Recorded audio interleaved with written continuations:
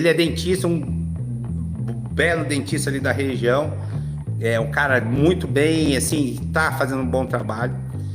E entupiu a casa dele.